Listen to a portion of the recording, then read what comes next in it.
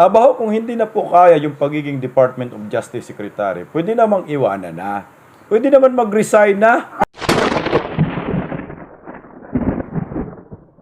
Oh, heto mga kabisdak, si Boyeng mag-leave ng 10 araw dahil magpapagaling umano. May sakit ba si Boyeng? Nako, kung meron ho, baka nakarma na po ito ni General Bantag. Hindi biro po yung pagiging Department of Justice po. Lalo na po pag medyo bias ka.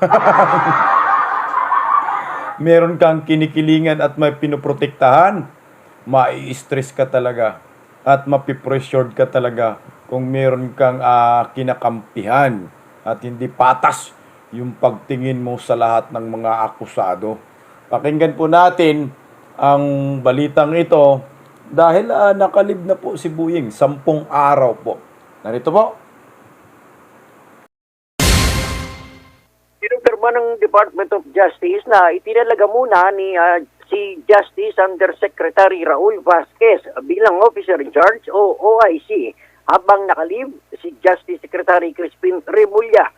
Batay sa abiso ay isa sa ilalim kasi si Remulla sa 10 araw na wellness leave at ito ay dahil sa mga personal na rason o walang partikular na binanggit kung ano-ano ang sanhi ng wellness leave ni Remulla.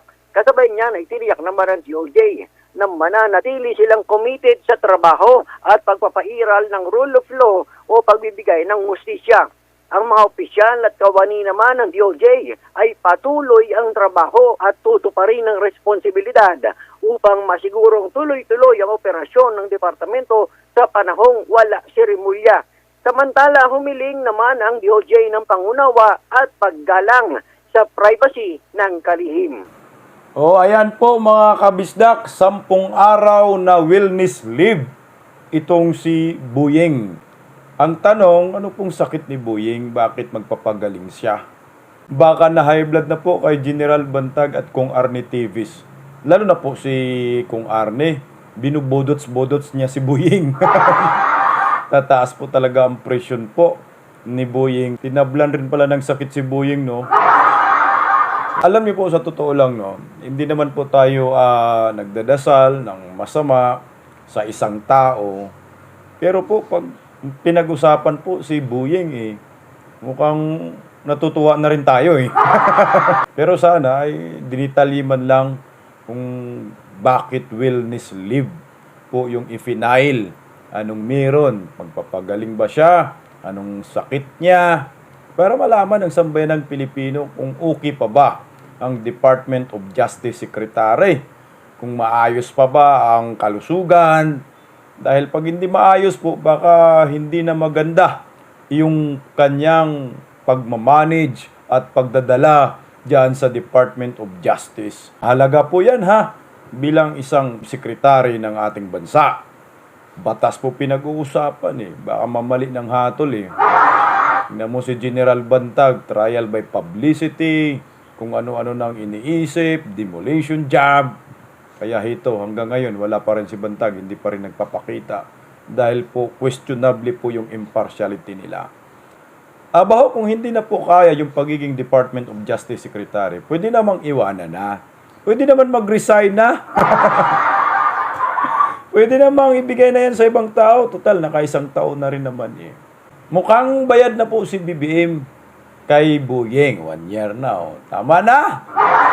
Nang mabawas-bawasan naman yung kapangyarihan ni Boyeng at makagawa na rin si General Bantag ng hakbang kung ano bang desisyon niya kasi ang reason ni Bantag kaya hindi po sumusuko dahil po si Boyeng daw bias. At may challenge pa nga ho si General Bantag dito na pag mag-resign si Boyeng ay susuko siya basta may warrant of arrest. Ito na nga ho siguro yung signals na ba ito ng pag-resign ni Boyeng bilang isang Department of Justice Secretary. Magpapagaling daw ng 10 araw. Aba, ituloy-tuloy nyo na po yan, Secretary Boyeng, nang maging masaya na po si General Bantag at maharap na niya lahat ng mga akusasyon laban sa kanya. Dahil yun lang naman ang hinihiling ni Bantag. Oras na mag-resign si Boyeng, susuko siya.